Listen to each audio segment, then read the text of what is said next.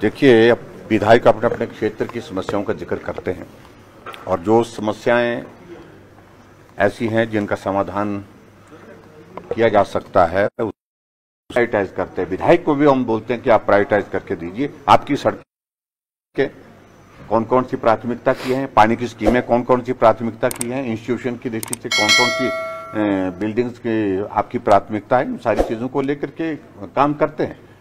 और ये भी मैं कहता हूं, अगर सत्ता पक्ष के विधायकों को 2 सड़कें प्रायोरिटी की मिलती हैं तो विपक्ष के विधायकों को भी 2 सड़कें प्रायोरिटी की मिलती हैं। ये बिल्कुल भी उनका कहना उचित नहीं है।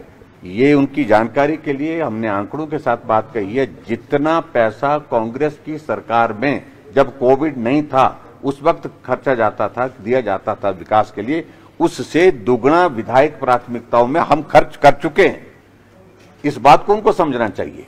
इसलिए राजनीतिक मकसद की दृष्टि से ही बातें कहते रहना, आंकड़ों पर जमीनी हकीकत है।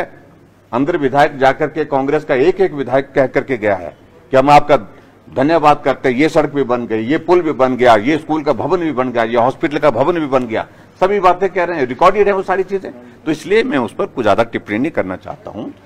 उन्होंने अपने विपक्ष की भूमिका निभाने के लिए रस्म अदा करनी है, वो कर रहे हैं, उनको करने दीजिए। लेकिन हम अपने हिमाचल प्रदेश के सर्वांगीण विकास के लिए काम कर रहे हैं और एक जैसा विकास कर रहे हैं, हर क्षेत्र में विकास हो रहा है। जो कहा जाता है कि हमको काम बताएं, विधायक यहां पर आधा घंटे बोलने के बाद 40-45 मिनट बोलने के बाद हमको रोकना पड़ रहा है। उनको इतने सारे डेवलपमेंट के काम हुए हिमाचल प्रदेश में हर विधानसभा क्षेत्र में। अगर काम नहीं हुए होते तो विधायक 2 मिनट में अपनी बात कह करके काम ही नहीं हुए तो ऐसे में मुझे लगता है कि उचित नहीं है जिस तरह से वो बात कह रहे हैं।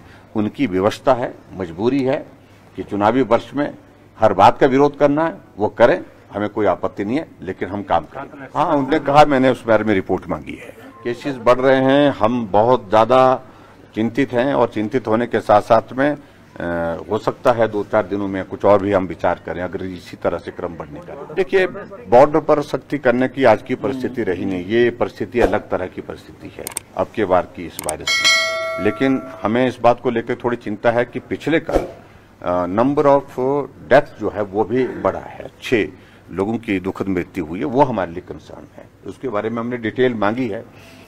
तो अगर इन बातों को ध्यान में रखेंगे तो आने वाले समय में हो सकता है। हाँ, पॉजिटिविटी रेट बहुत ज्यादा, बहुत तेजी से पूरे देश में बढ़ रहा है, हर प्रदेश में बढ़ रहा है। देखिए, इस बारे में हिमाचल प्रदेश को कोई अलग से एनालिसिस करना है, अलग से रिसर्च करना है, ऐसी किसी की जरूरत नहीं है। पूरी दुनिया में एक जैसी परिस्थिति है, पूरे देश में और सभी प्रदेशों में। तो इसलिए जो चीजें सब जगह दिख रही उसी के अनुरूप यहाँ पर भी हो रहा है। लेकिन चिंता का विषय निश्चित रूप से है और सावधानी बरतने की। हाँ, इस बात को लेकर देखिए, इस सारी चीज को लेकर के अब हमने केंद्र के समक्ष अपना पक्ष रखा है। हम उम्मीद करते हैं कि उसमें जो हम सैंपल भेज रहे हैं उसमें जल्दी उसके रिजल्ट आ जाए। देखिए, उनसे मेरा इतना ही विनम्र आग्रह है कि एक डिसिप्लिन फोर्स होने के नाते वो संयम रखें, उनकी सारी बातों पर गंभीरता से विचार कर रहे हैं और वो राजनीतिक लोगों के कहने पर और इस भाव के साथ ना लगें और संयम रखें। निश्चित रूप से अगर संयम रखेंगे तो अच्छा ही हो। कृपया हमारे चैनल को सब्सक्राइब, लाइक एवं शेयर करना ना भूलें। धन्यवाद।